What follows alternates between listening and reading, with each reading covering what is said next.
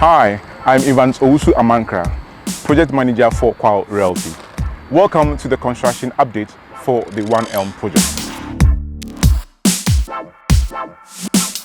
One Elm is a 10-story high-rise building with a concrete roof. The project also features several amenities including a gym, rooftop garden, children's play area, co-working space, swimming pool, bar area, and 2 levels of basement parking.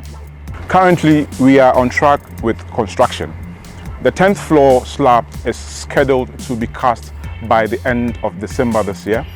Block work has progressed to the 7th floor. First fixes of HVAC and MEP systems, that is the mechanical, the electrical and plumbing, are ongoing on the 6th floor. Plastering and installation of window openings are in progress on the 5th floor. Floor screeding is underway on the 3rd and the 4th floors.